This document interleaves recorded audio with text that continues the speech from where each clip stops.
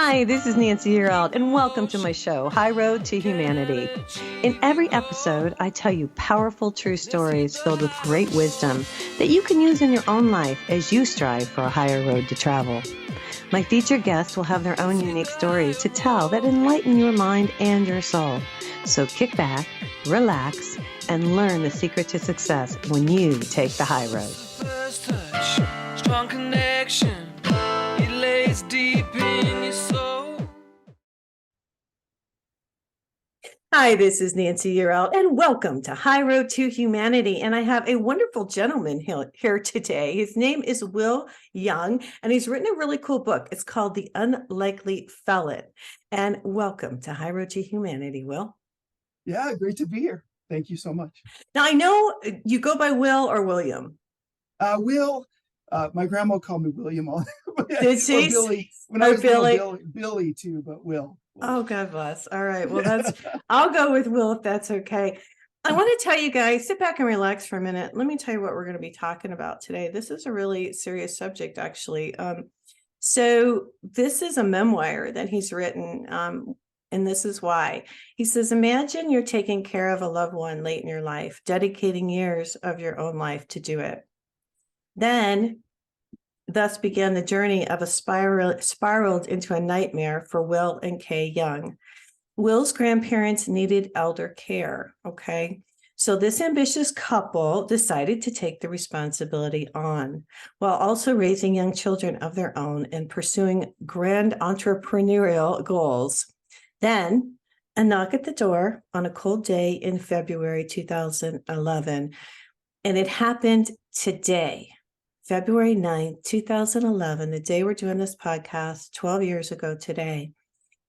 There was no courier service delivering a package. This was the police. Many of them instantly swarmed their home. In mere moments, their lives shattered into a billion pieces. And Bill's here to tell the story today. And it's quite a moving story. So we're going to listen to what he has to say. Now, let me give you a little info about him. He's a dynamic motivator, obviously an author and a public speaker who delivers keynotes throughout the world.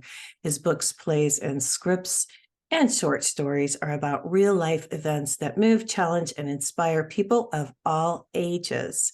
Now, he's in Denver. He's got a Denver He's been named, I should say this, to different awards in Denver through the Denver Business Journal.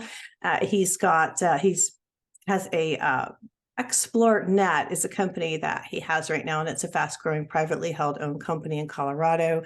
He started it in the 2000s. He's quite the entrepreneur. So, I read this, and you're just like every other family, you talk about how you grew up, and do you want to start there? Because you grew up kind of rough. Yeah.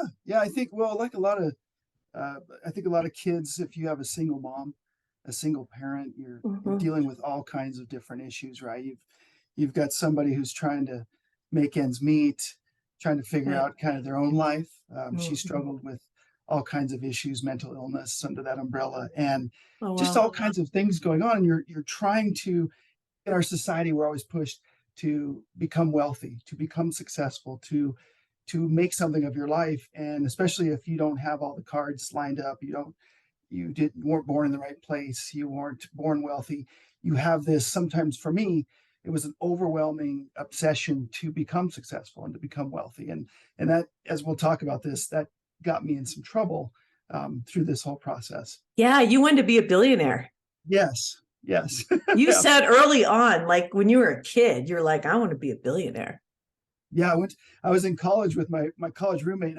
Back in the days with 3x5 cards. I mean, now you have your phone you can type stuff in, but I took these 3x5 cards and I put my goals down. And one of them was to become a billionaire. And my college roommate, he literally said, Will, this is great, but isn't there more to life? Isn't there more things that are more important? At the time, I just kind of looked at him and said, no, this is where I'm going. So yeah. Yeah, and the 3x5 cards I still use, by the way. I use them for my affirmations every day, so it's not such an old thing. Oh my gosh. Well, so you're growing up, and your parents. Okay, so your mom and dad were divorced, and you had wonderful grandparents. Talk about this. Incredible. incredible. And there were times where, I mean, there weren't a lot of club sports like there is today, but the Yeah. one club sport I played was baseball. And Okay. I never knew until later on that they were paying for a lot of the things. Because you're a little kid, right? You're between Oh, 7 right. and 12 years old. You have no idea how, like my kids at times, they have no idea how things get paid for, or how much it is or whatever. But they Right. were fantastic. They were incredible. My grandma would just constantly be telling me, you're a great kid. It's happening in your life. You're a great kid.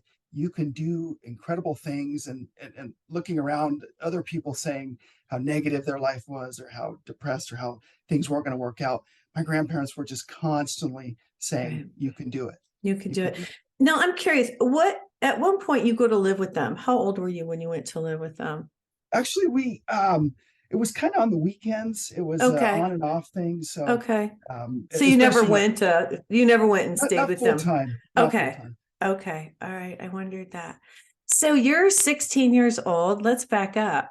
I want to rewind a little bit because you've Yeah. had quite the life. You're 16, you meet your wife, Kay, at 16. Middle school. The first time, yes, middle school. We were Yeah. actually 12. Well, tell that part of the story. Tell that part Yes. of the story. So God, she was just this incredible angel, and I know we have the same spiritual kind of thoughts and connections, but angels come into your life, Yeah. and sometimes you just don't, you have no idea what's going to happen. And she actually pursued me. She was this beautiful, beautiful strawberry blonde, red, gorgeous girl, and I just was this clueless, goofy boy who didn't know, who wanted to play sports, and all I knew was sports. Yeah. And we started dating, and we just became great friends. And then got into high school, and found ourselves. I was 15 and she was 16. We found ourselves pregnant, Yeah. and it was a crazy time. I mean, there were no uh, um, nurseries and programs for people. It was She actually got Mhm. shipped off to another kind of a faraway place, another state, and I was left to kind of figure out, what am I going to do? What is this about? And people were pushing for to have an abortion and all these different things. And thank Wow. God, to this day, that we didn't do that. She had the baby, um, to Colorado, and we started living our lives, which was kind of bizarre. You could think of the emotional trauma that brings Yeah. on, but yeah, Right. that was our 16 year, 16 to 17 year. But Yeah, yeah, but you ended up getting married. we did. We I start. love it. It's Oh, so you romantic. I mean, did. and in the book, I thought it was so nice how you say how beautiful your wife was and is, and how Oh, wonderful a she's relationship. And, you describe her, and it just was like, wow, this guy just loves his wife. You're so happy. So here you are. I mean, you're just a really happy couple. I mean, and then you had more kids after that. We did. Yeah, we were married for about 10 years, and actually had a little girl, and decided we were going to try to find the girl we had given up for adoption. And we found her. She was in Florida. Her parents were fantastic. They were so happy to connect with us. And so we had these two Wow. girls in our lives, 18, whatever it was. I think it was 18 years apart at the time. Wow. Yeah, it was fantastic. That's really cool. Well, let's get to what happened. During this time, your dad gets sick. You talk about that. You go through a lot of traumatic stuff, but through it all, you're trying to start a business.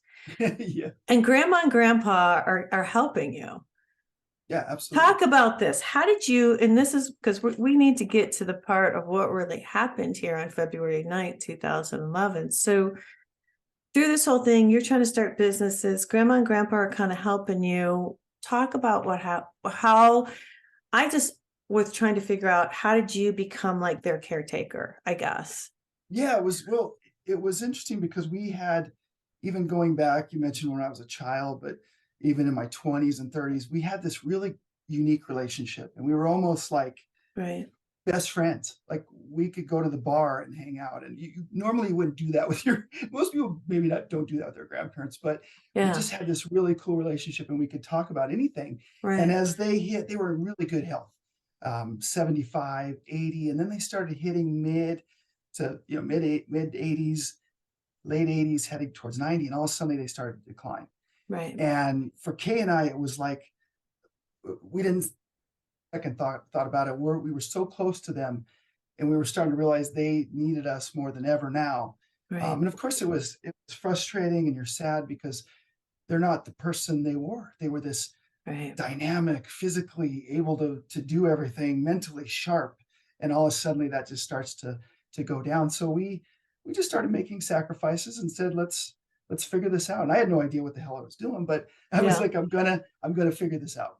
So, Right. So your mom, this was your mother's parents. no, my dad's actually. Okay. So your dad wasn't in a position, he was ill himself. He had cancer. Correct. And so did he pass before they started to deteriorate, or was that after the Yeah, fact? he did actually. It was Okay.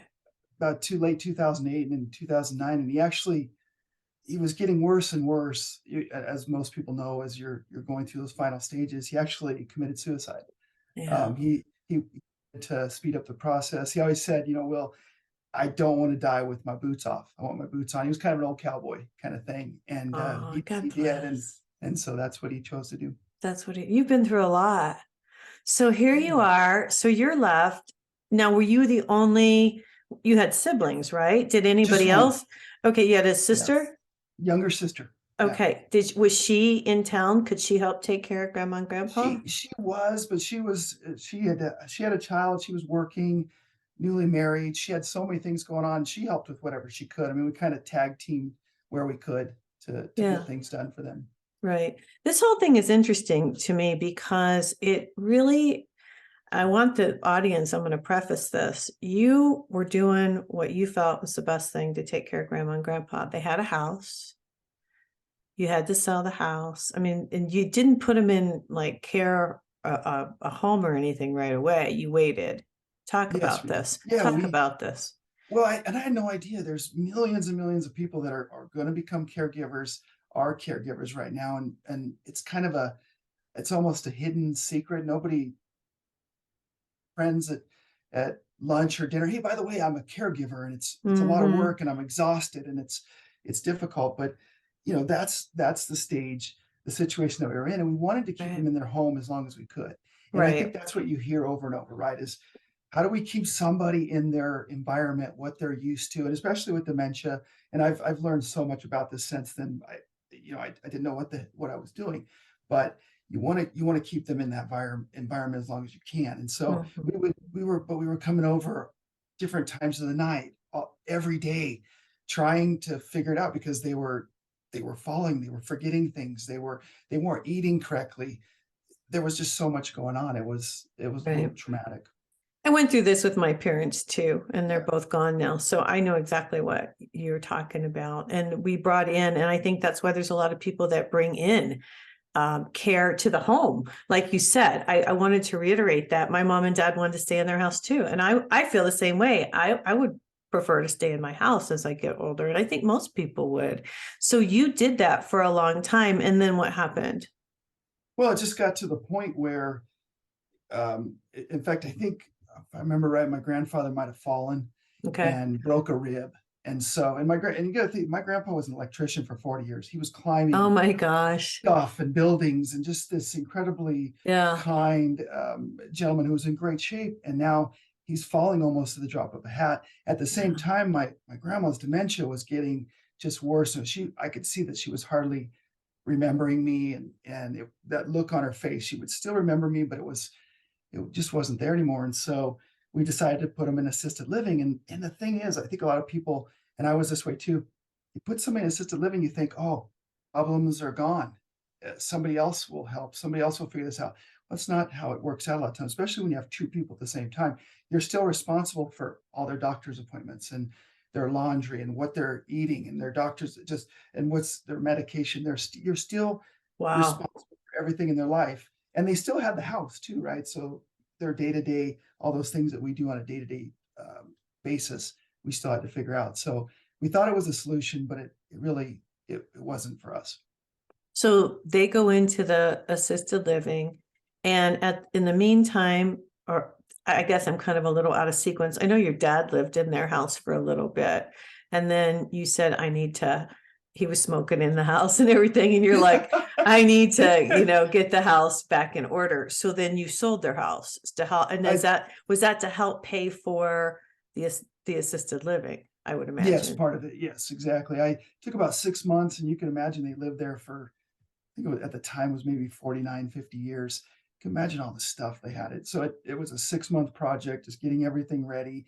And one of the mistakes I made, and this is something that again got me in trouble later, is as a power of attorney, you cannot sell someone's house. You have to be a realtor. I didn't know that, so I did everything myself. Oh Got in yeah, trouble. I'm a real estate broker. Oh, so Yeah, there's you a have to ton of own it to rules. sell it, or you Yes. can't sell it, or you have to have power of attorney. Well, let's talk about this, because now we're going to get into what happened on Sure. February 9th in 2011. They had a will, I would imagine. The problem was it hadn't been updated for, gosh, I can't remember now, but probably 5 or 6 years before that, when they Right, were still very coherent. right. So So grandma and grandpa told you everything they wanted you to do. You said, okay, you knew what their wishes were. What happened on February 9th? Talk about this. yeah, so you could imagine your surprise when, now if somebody's out, let me give some context, right? If somebody's committing crimes and doing all kinds of illegal things and the police show up at their house, probably not a surprise, but that wasn't us. I mean, my life of crime before this was some speeding tickets. I got an open Yeah. container, I think, when I was 20. So that wasn't Yeah. the case. So here they are, the police are at our house, and I'm thinking, there's a dog hurt, something's happened to my neighbor, maybe a car accident. Absolutely no idea. When they came in, I even thought maybe Kay was having some affair with some Oh my guy, and gosh. I Oh was, my I mean, God. you start, because this is happening, right? So they just Real life. bust in. They just They bust in. they knocked on the door. We started to open the door, and they just came right in. Now they didn't hurt us. They grabbed us, and they were like, "This is a search." And I literally, at the time there was a family around the corner, and I swore one of their younger sons was selling drugs. I didn't know that for sure, but I Oh my God. thought that. So I go, "You have the wrong house. Oh It's yeah. around the corner." And they're looking at me like, "No, we have the right house. Oh my You're God. William, and this Kane." So anyways, yeah, that started our morning off. What were they looking for? Did you ask them what they were looking for? I did, and they never really answered. I think as I looked back on it, they were trying to build a case, and they were looking if I was doing all kinds of illegal things, like was I growing marijuana? Was I selling drugs? Was I running side businesses of cash? I could, as I look back on it, I think that's what they were doing. They also wanted all the financial documents from the estate and myself and Kay as to the money What you that were we had. doing? Yeah. No. Let's rewind. What prompted this? Why would they do this? What So prompted we had this? some step relatives who actually were connected to. So my grandfather and my grandmother was her third marriage, his second, a long time ago. They've been married for a long time, but Okay. he had a daughter from that marriage, and ironically, we were very good friends with them. And then as they started to deteriorate and we started to take things over, they basically gave us free will to do what we wanted to do, to manage the estate, to manage them. They're in another state. They were, a 3 or 4 hour plane Okay. flight away. And so what had happened as my grandfather had passed away, they brought in estate lawyers. They brought in all of these legal consultants to say that basically, we told you that you could use the money, but we've kind of changed our mind because we want the money back, or we want to split it a certain way. Well, we had been using the money for 3 or 4 years at the time. And what were you using it for? We were using it to take care of them as well as ourselves. So Okay. we had just gone through the crisis, the meltdown of 2008, the whole real estate meltdown, all the things that had happened. And so we were just keeping our head above water. And we felt that we could legally and working with them use the money. Okay. How much money are we talking about? It was about anywhere. Well, there was different things that were said, but anywhere from about 140,000 to 200,000. Okay. So the distant relative hires attorneys and says, we want part of this money. and they're using Exactly. it, and we want to know what's going on. So these attorneys prompt the courts. Do they have that kind of? Called the police and they said that we believe Will and Kay have done illegal things here. Oh, And so they the lied. police opened an investigation. It was actually, well, it was actually in a county in our area that's very pro against elderly crime. And so they tried to fit us into this elderly crime thing that never really, it just never really came across that way. Oh But my that's what they were trying to gosh. do. So they come in, then do they arrest you, or what happens? Interestingly, they didn't, and I had asked several times during the whole process. So, what happens? I've only seen this in the movies when somebody does a search. I know this is just bizarre. This is crazy because this could happen. Here's the thing, Will, and I'm really glad you came on the show today. And let me just stop for a second. Hold up your book. Show them your Oh, book. You wrote this while you were in prison, in jail. Yes. started it, yeah. Started Yeah. the whole The process. Unlikely Felon. Yeah. This could happen to anybody. It could. It really could. I think depending on who you are, what you're trying to do, absolutely. You can make mistakes that are legal issues for sure. Well, yeah, and their will. I mean, it just didn't. Who was the executor? Were you the I executor? was. I was the So even though you were the executor of the will, this happened. This went on. All right, tell the audience what happened. So then I basically talked to my attorney. I had a business attorney, and he said, you're going to need to get let me take a step back. So they were here for about 5 hours in my house, searching, boxing things up. They took a bunch of things out. They let me, then I said, can I call my attorney? I don't know what else to do. So, Right. I called my business attorney, and he was great. He really relaxed me. He was like, listen, it's going to be okay. I know somebody who's a defense attorney. I'm going to call them, tell them the situation when they leave, or if they do arrest you, we're going to figure this out. And so that Cool. calmed me down. But yeah, it was they were here for about 5 or 6 hours, and they never did tell me what they really wanted, but they took a bunch of stuff out. So Okay. So then you are subpoenaed to court at this point? yeah. So what happens then in these situations is my attorney's name was Jeff, but Jeff says, listen, if they searched your house, eventually they're probably going to charge you because there's enough evidence there, something. And so, but it took 18 months. So for 18 months, they investigated, they went around, interviewed, everybody we knew, business contacts, everybody out there. And again, I think trying to trump up the charges, which is something they normally do. And after 18 months, they went ahead and issued an arrest warrant, and they arrested us. Both of you? Yes, both of What was us. the charge? Can I ask? Yeah, it was 1 count of theft. What was the count of theft With my estate, with my grandparents' estate. They said that I had stole it. that you have stolen?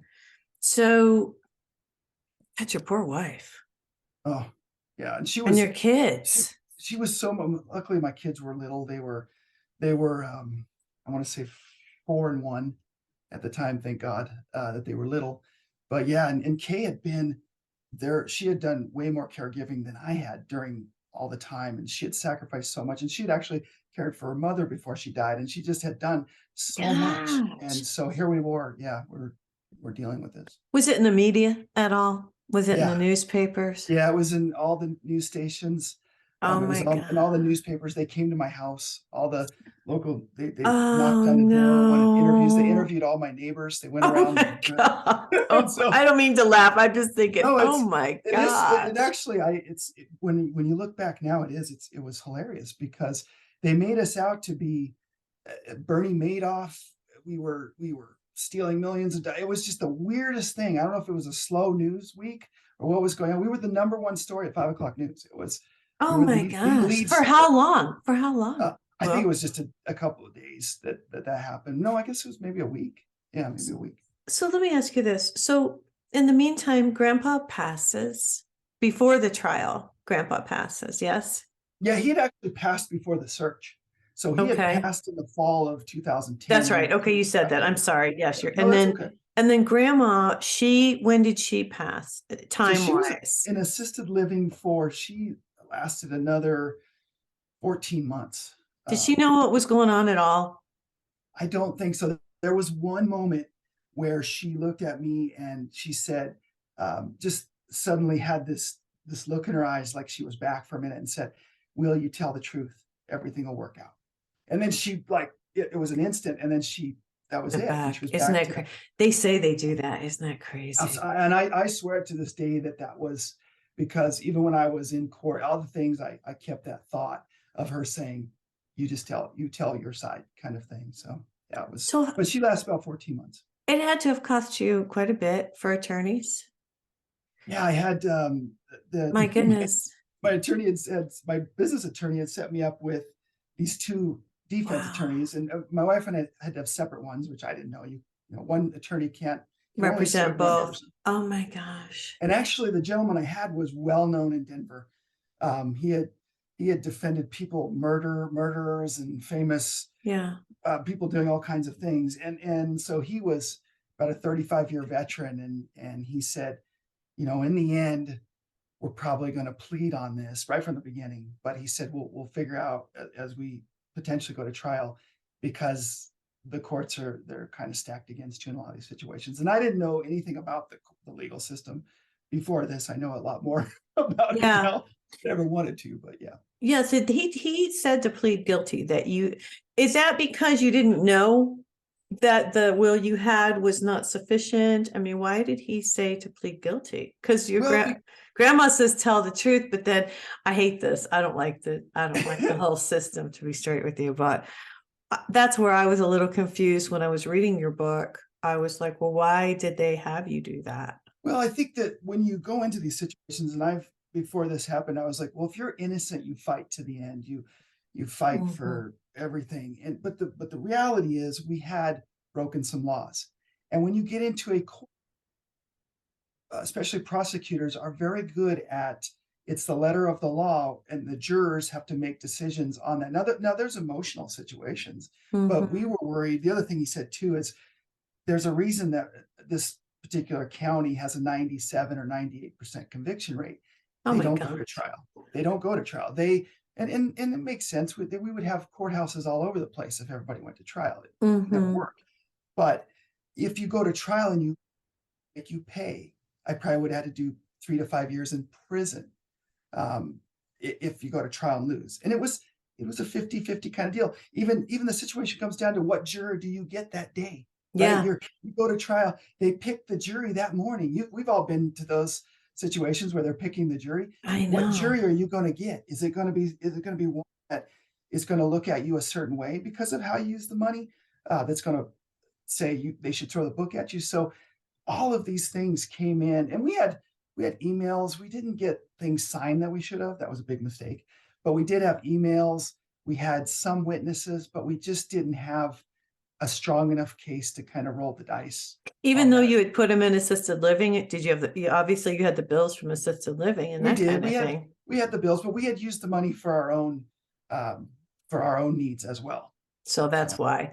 So yeah, that's why. And absolutely. it didn't state in the will that you were allowed to do that. They hadn't given you that No, they hadn't. specific, They hadn't updated it. We had talked about it, and I kept right? saying, which I urge people now. When again, I'm not giving legal advice, Right, but me either. but but get wills updated and Regularly. regularly time, especially as you're getting older or you have health issues or whatever.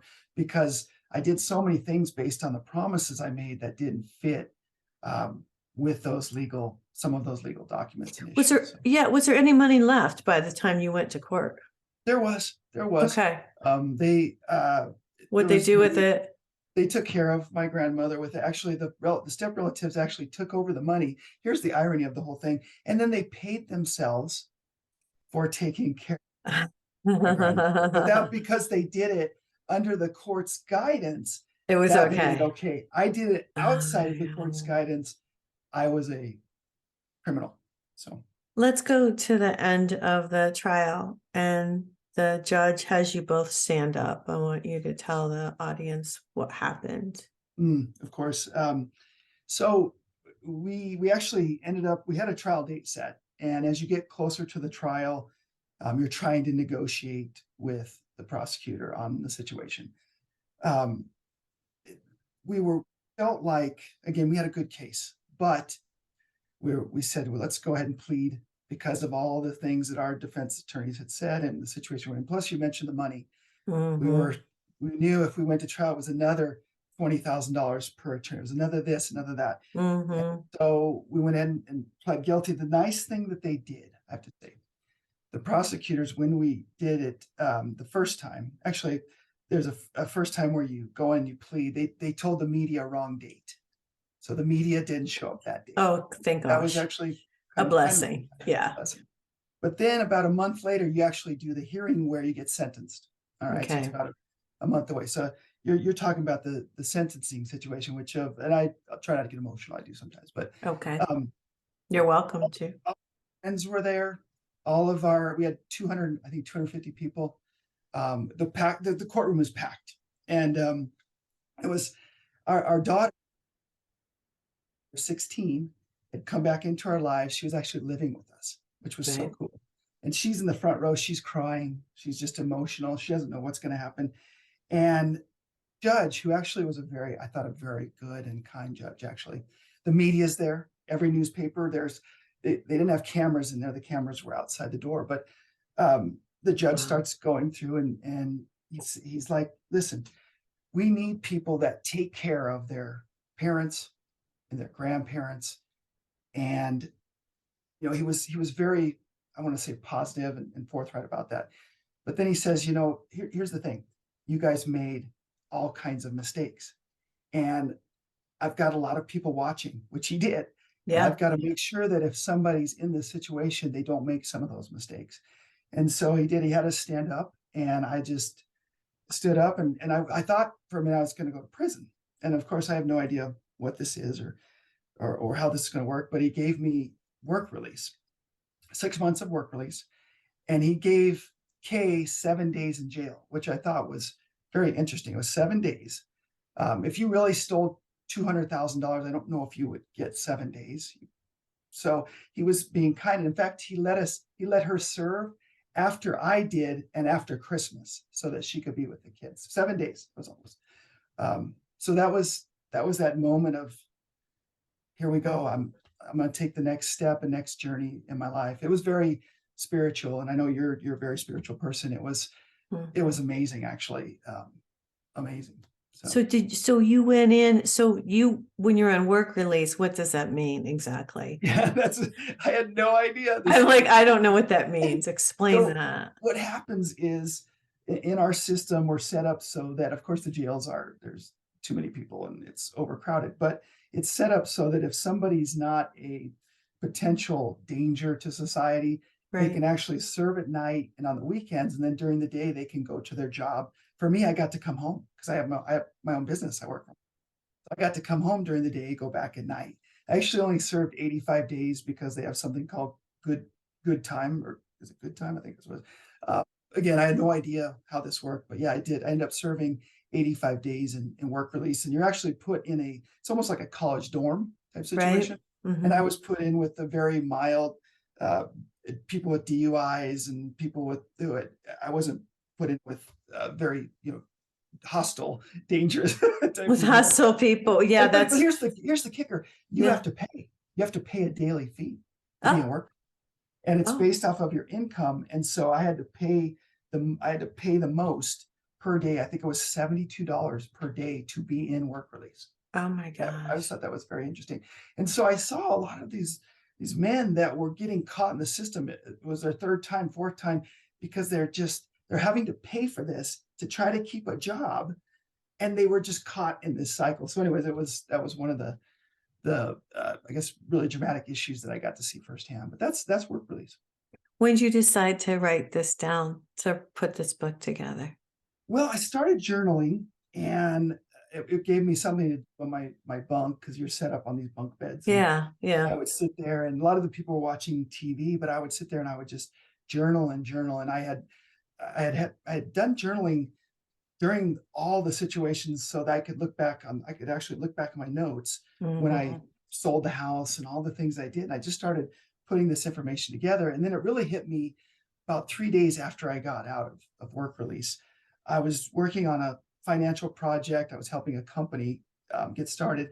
And the gentleman called me and he said, listen, Will, we can't have you be part of this. And I was like, what do you mean? And he's like, you're a felon. With what we're doing, you can't be connected to this. And I literally got off the phone to Kay and I said, I'm going to write this book. I think there's going to be thousands and millions of people that are potentially going to be in this same issue.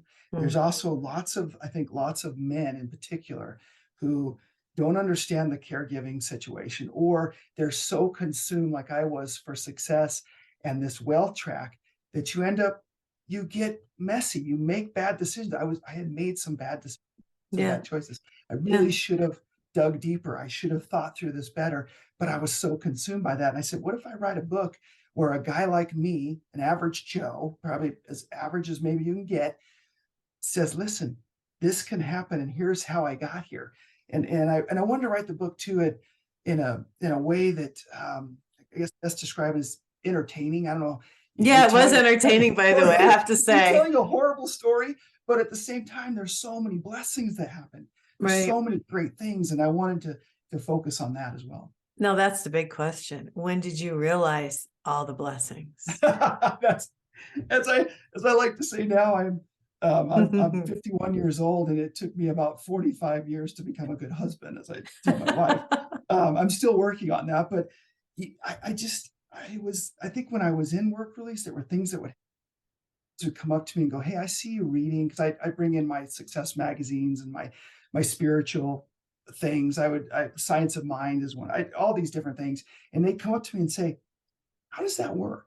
How do you start a business? What's success like? And I was almost like doing clinics and talking to people, these guys that, that's where they were coming from. But it started there. And then just little things were happening. And it was like, I can either focus, one of my favorite movies is Shawshank Redemption. And I talk about it in the book. You do. Different things. And I love when Andy says, get busy living or get busy dying. And I really, at the time, I was almost leaning towards dying. And there were so many issues of suicide for me through this whole thing, because you've lost everything you've built over 25 years, your reputation, money, friends, everything. And you're sitting there going, now what do I do? How do I start over? And get busy living or get busy dying. And I said, I got to get busy living. And so I just started. Then the book helped. And they say never write a book for therapy. Oh no, I think it's great therapy. It's number 3 of the book publishing world. Go to a conference and they say that. But it's for me, it was almost therapeutic. And there were times I would write a chapter and I'd cry and I'd get emotional and all that good stuff. But and that was helping too. It was getting it out. I'm going to tell you that I journal every single morning. Yes. And I write to God, dear God, and I write to Goddess, dear God and Goddess. And I journal every single morning and I get it all out. So what you did was release all that anger, all that frustration, all the sadness, all the pent up aggression that you had, man. It got out. Now, were you religious before? Are you religious now? Talk to me about this. I've never considered myself religious, and I don't attend. Well, are you spiritual?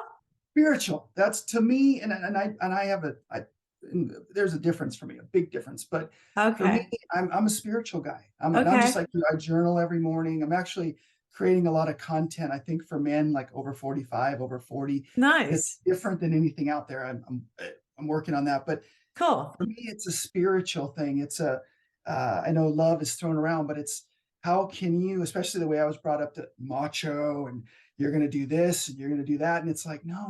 Who I really want to be is somebody who's loving and giving and kind.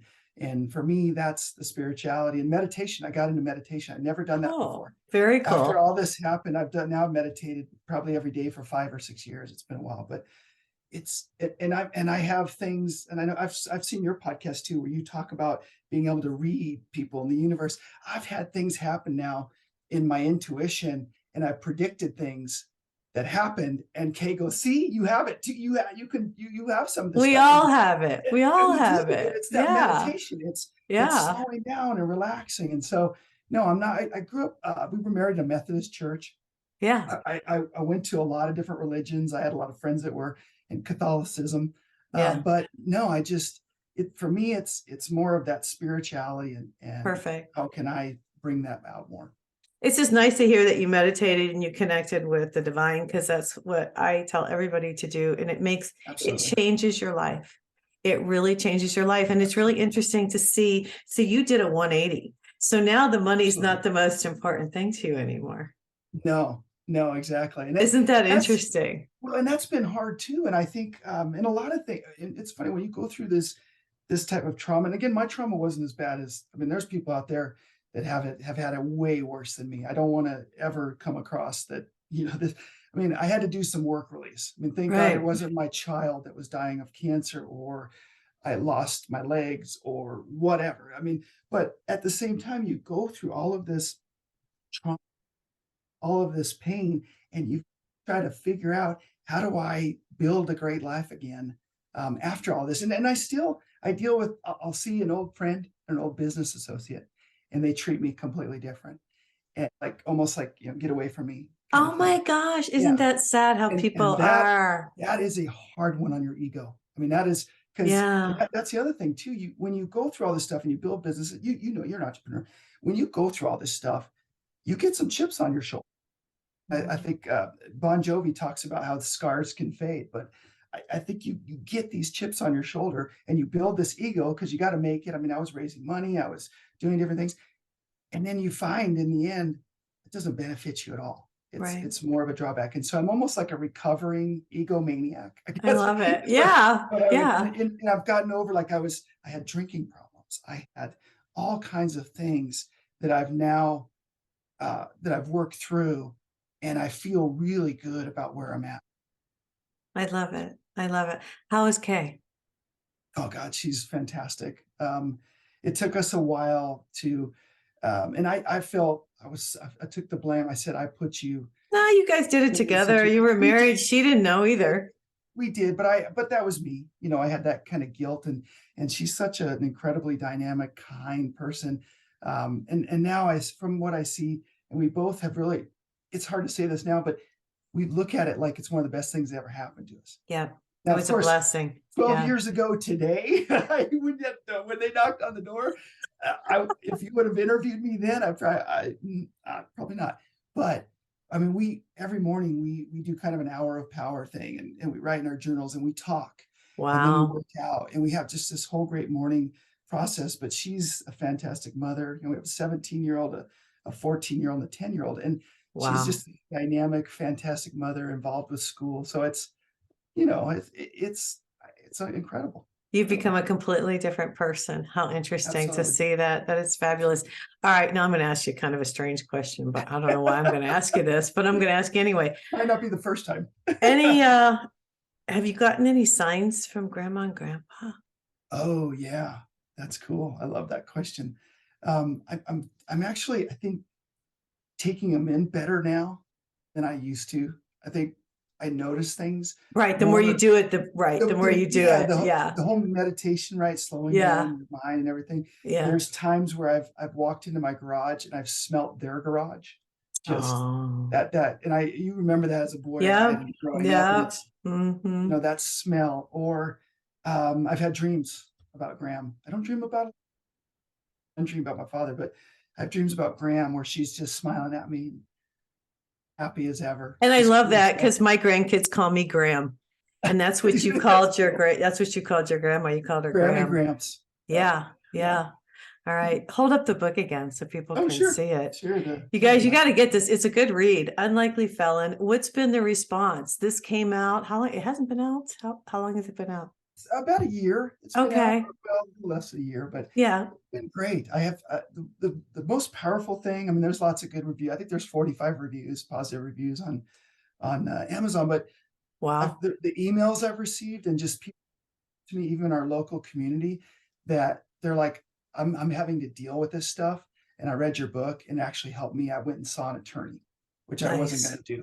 Or I had somebody email me, from Ohio, and she said our whole family got together on Sunday with her mother and father, and we talked about all this stuff, and I had your book there, and I said, this is what we want to try to Wow. avoid. And so Absolutely. Oh my that to me is gosh. the power of what this book maybe can do.